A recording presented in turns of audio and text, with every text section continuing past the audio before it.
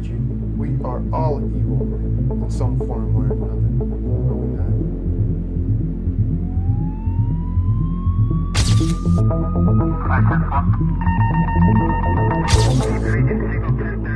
Hola mis queridos detectives y criminólogos de sofá, bienvenidos a Historias Bizarras. Mi nombre es Pedro Soria y a nombre de todo el staff de Código San Luis les doy la bienvenida a este programa en el que, acompañado de mis dos amigos Víctor Hugo García y Alejandro Quintana, exploraremos los casos de crimen real que han sacudido a naciones enteras. Víctor, ¿cómo estás en esta noche de viernes? Emocionado, la verdad es que esta historia la vi en un TikTok y dije, vamos a platicar de ella. Sí, ¿para qué? Claro, bueno, ¿para qué la digo? Hay asesinos muy buenos, me encantan estas historias. Yo siempre he dicho que digo muy buenos, pero no en un aspecto así como que los admires, sino que Fascinantes. te dejan así como, ¿qué estarían pensando? Entretenidos. ¿no? Y también estoy emocionado porque ya se incluye mi estimado Eric. Perfecto, ¿y tú?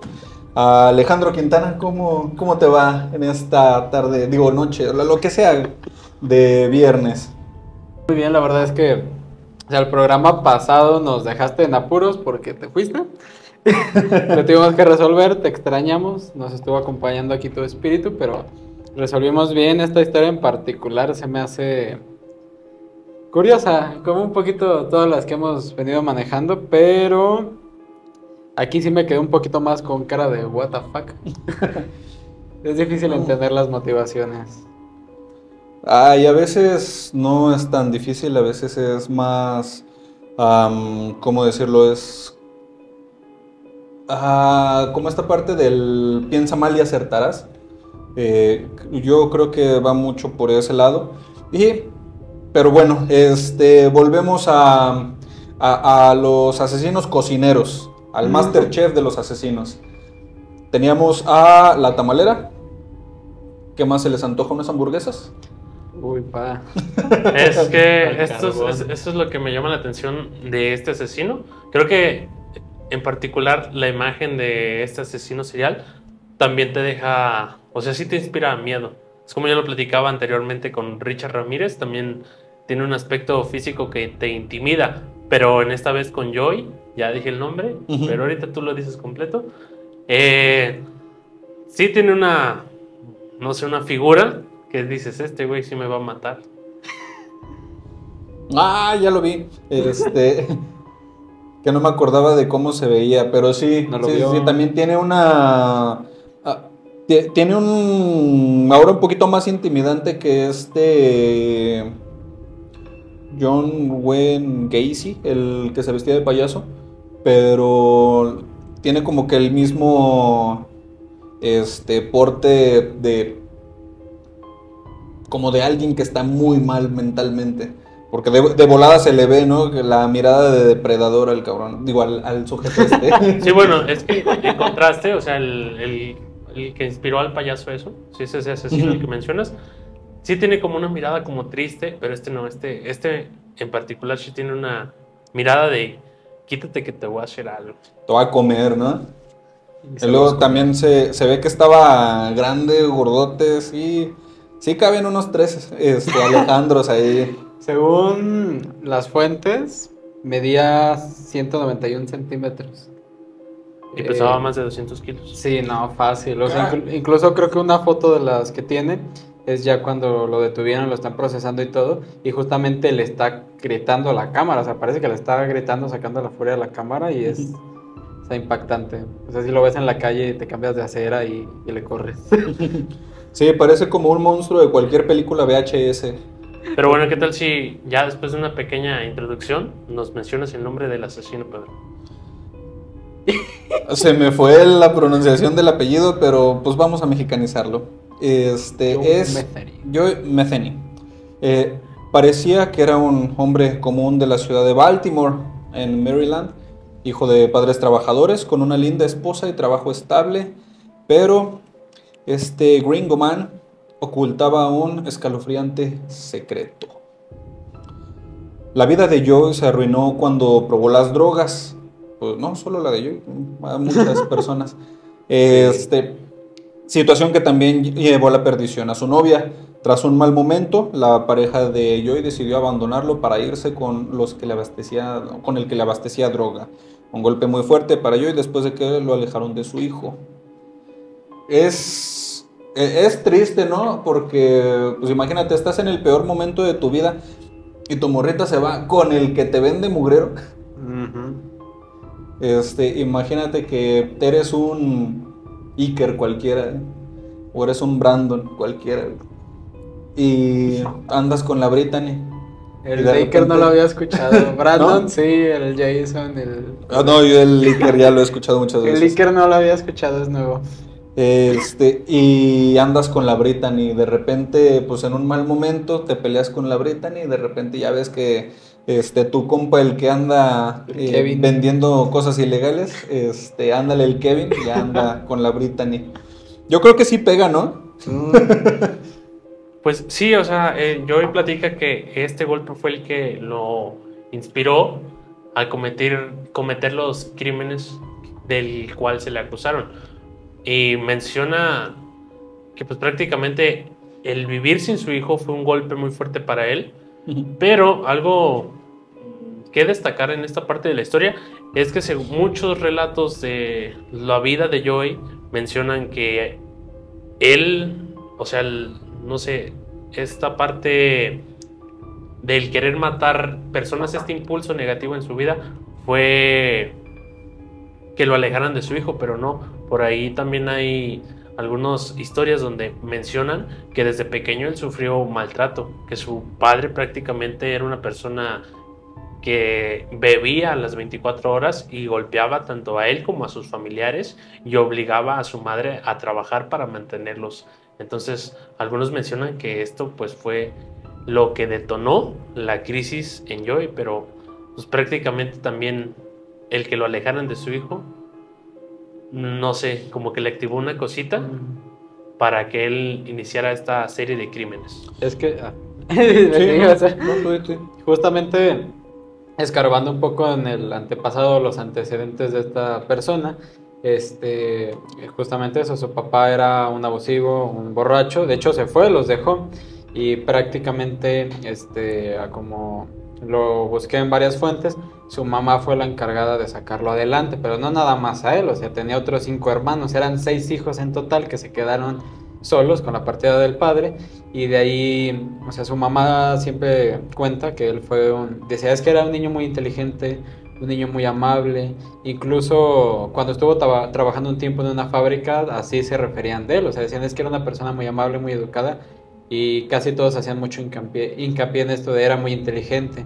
Después él tuvo una incursión en el ejército, se enlistó al ejército, y ahí es cuando su mamá, al menos relata, que es cuando él cae en las drogas, cuando estuvo en el ejército, en el batallón, y que realmente poco se habla o poco cuenta de esa etapa. Entonces, o sea, sí hay como, o sea, ya un perfil, y este hecho ya de estar en la guerra, y sumando también lo del consumo de drogas, y fue en Vietnam, entonces, o sea, ya Vietnam ha regalado varios perfiles de asesinos por todo el momento rojo que fue para la historia de Estados Unidos. Entonces fue un conglomerado de cosas lo que terminó de hacer que a este hombre se le botara la canica.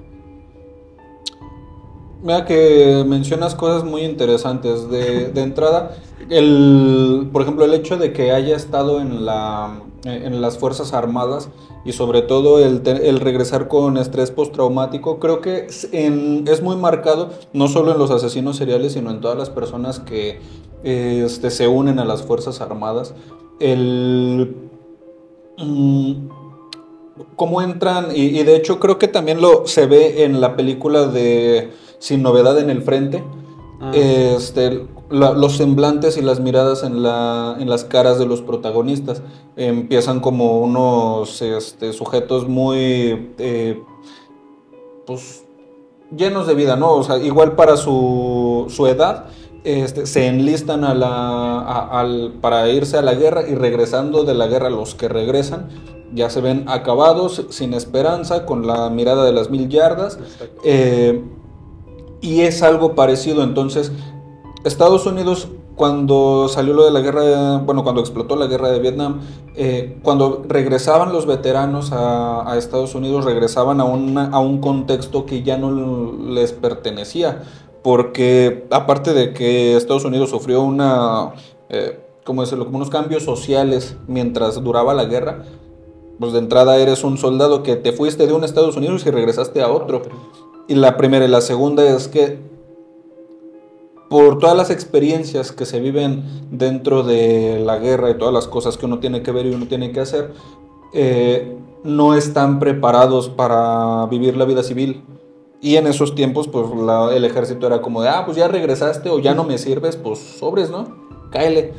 Deja que entren otros jóvenes para que podamos mandar a morirse allá. Los abandonaron y fue hasta después cuando empiezan a hacer todos estos programas de acogida para los veteranos. Entonces imagínate, llega con esto, creo que ahí se acabaron el bondadoso Joy y empezó a ver el violento, porque pues es muy sádico lo que hizo, y además es mucho de la ira, y eso es de lo que te llenan en el ejército.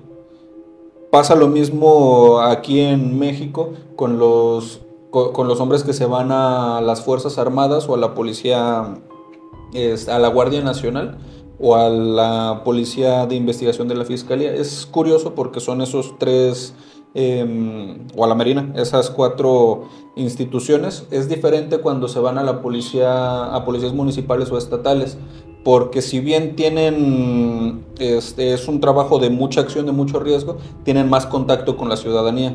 El militar, el marino y el de la Guardia Nacional casi no. Tiene muchos enfrentamientos, tiene que estar sobreviviendo en la sierra, tiene que estar haciendo muchas cosas. Y hay veces que a lo mejor no llegan y se convierten en asesinos, pero terminan de guardias de seguridad privada, o se meten otra vez a la policía, tratan de estar repitiendo el mismo ambiente en el que ya se acostumbraron, porque se vuelve casi hasta una adicción, entre tanto por la liberación de adrenalina y demás. Entonces, este sujeto llega ya con la juventud destrozada, llega a Estados Unidos. Sí, mira, vamos a ponerle Ajá. una fecha a este contexto que ya acabas de platicar o relatar a detalle. Esto pasó en 1993, cuando Joey ya cae en las drogas, y como tú dices, pues todo esto que vivió en el ejército cuando se enlistó, su madre dice que se enlistó a los 19 años, a una temprana edad. Él se volvió muy impulsivo, y después de que su esposa, su novia, su pareja se va con su hijo y pues prácticamente se fue con su dealer, él planea el vengarse. Y para ello es como que comienza a rastrear a las personas que su ex dealer les vendía droga. Entonces empieza a rastrearlos, pero en su ira de que no encuentra nada es cuando decide que las personas que investiga pues las empieza a asesinar. Que aquí está otra cosa también interesante, porque es muy curioso porque hay unos asesinos que repiten la venganza, pero en mujeres. Y hay otros que se van, por ejemplo, en este caso, con los dealers. En su mente retorcida podría haber sido que él viera como el culpable de todo lo que le pasó, no a su actitud, no a su adicción, no tampoco a las decisiones que tomó su pareja, sino a los dealers. Entonces ahí se vuelve, esto es como el objeto del odio, y es contra ellos la venganza, porque bien pudo haber sido asesino de mujeres. Hemos visto otros casos así donde empiezan como que a repetir los patrones con mujeres. Tenemos por ejemplo al estrangulador de Tacuba, o Tacubaya, como sea que sea. Entonces aquí sí es muy, muy interesante cómo se fijó en los dealers y empieza a cazarlos, empieza a ser un punisher de dealers el vato No solamente de dealers, también a drogadictos que no tenían como una familia que los defendiera o que los buscara. Es por eso que fue difícil también encontrar como, no sé, algo, un parentesco entre todos los asesinatos que estaban surgiendo. Que es muy común, ¿eh? Es muy común que los asesinos seriales agarren poblaciones de vulnerabilidad. Hay muchos que agarran a prostitutas, otros que agarran a niños abandonados, estas personas de la calle.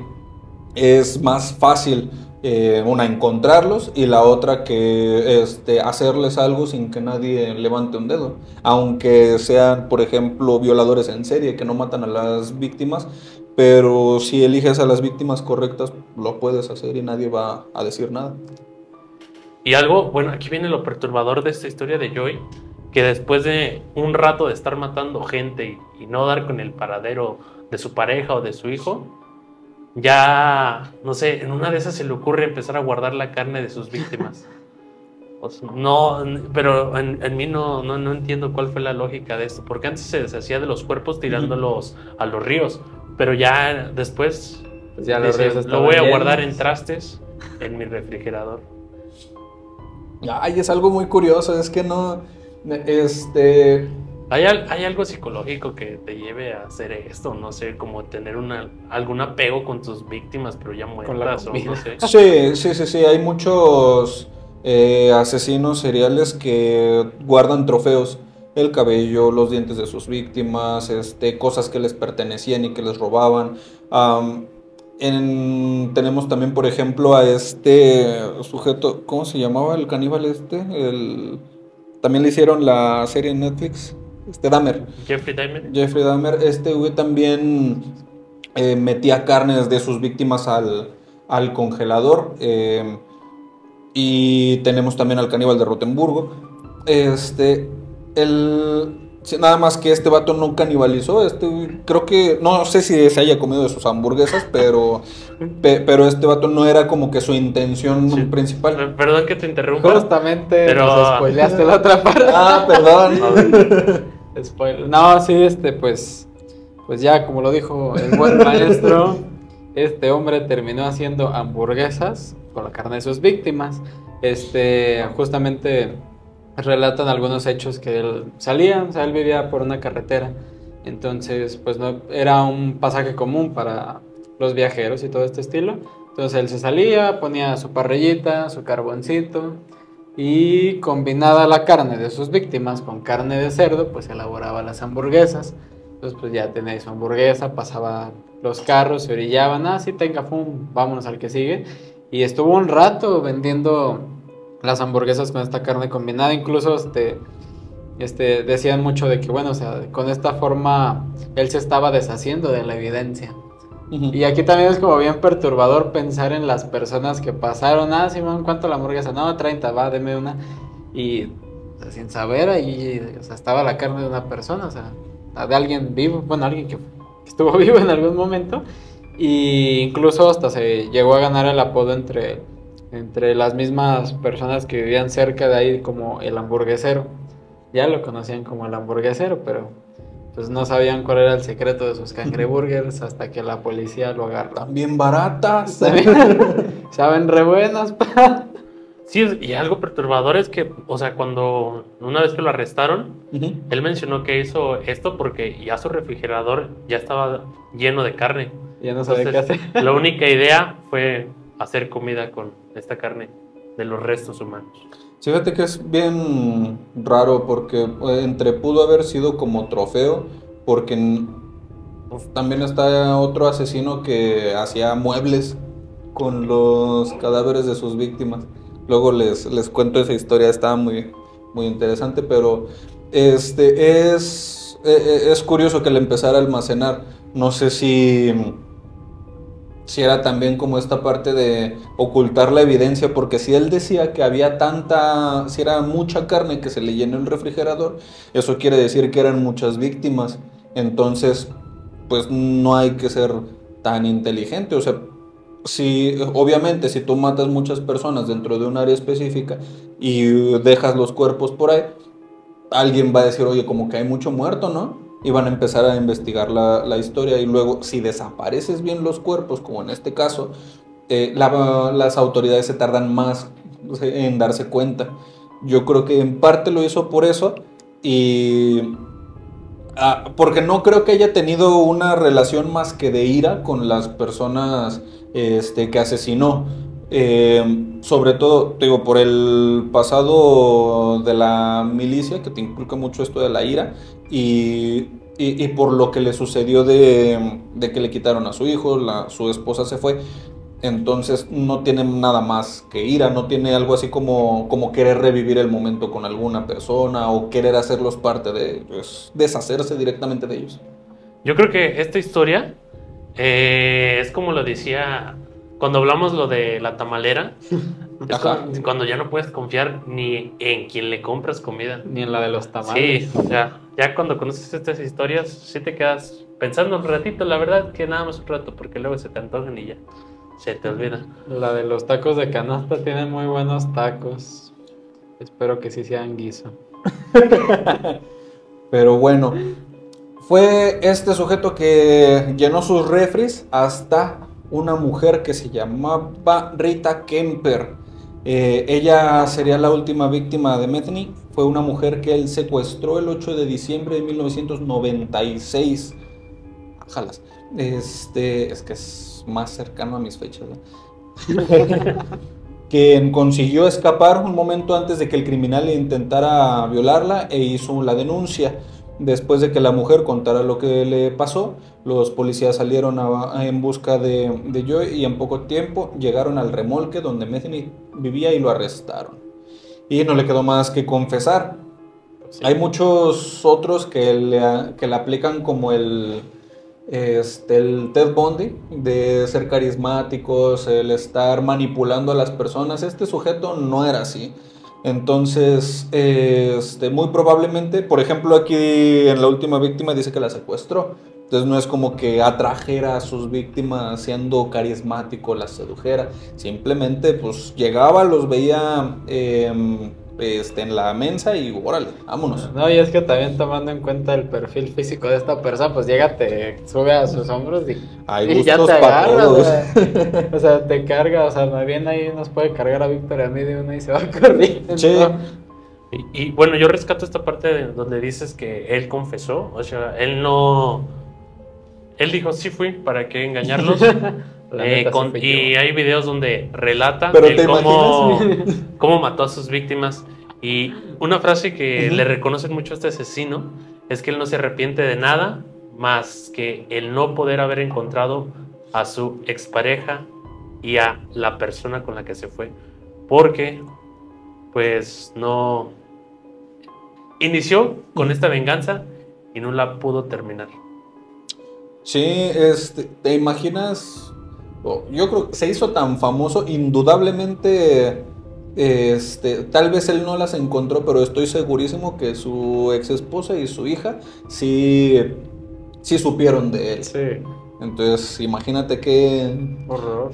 Pues para la esposa no creo que tanto, porque pues las drogas te hacen hacer cosas muy feas. Pero para su hija sí es como de, ay, güey, soy hija de un asesino, qué pedo, ¿no? Está muy, pues ahora sí que muy bizarro, como se llama el programa. Una historia bizarra. Sí está muy loco esto. Pero fíjate que también lo mencionábamos en otros programas, creo que volvemos a lo mismo de... no necesitas mucho para volverte loco, solo un mal día. Este sujeto... 2 puntos el Joker. 2 puntos el risas, sí. Entonces, vaya, creo que cualquiera de aquí podemos ser víctimas de nuestras circunstancias y convertirnos en un sujeto como este o como muchos otros. Pero sí, nada más necesitamos un mal día y ahora sí que tener las cosas a la mano. Pero bueno, es una historia muy, muy escabrosa, es una historia muy bizarra. Y no sé ustedes, pero a mí ya me dio hambre. Pero de hamburguesas no.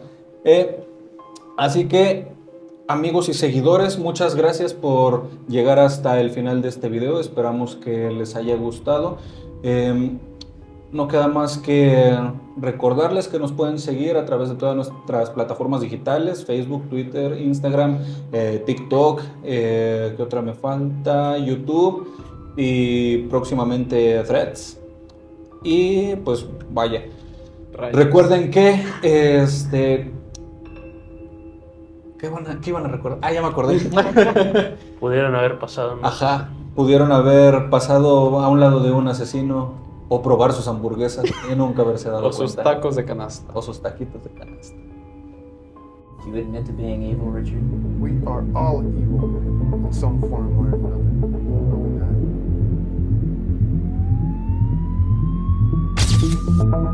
I have one. 3 6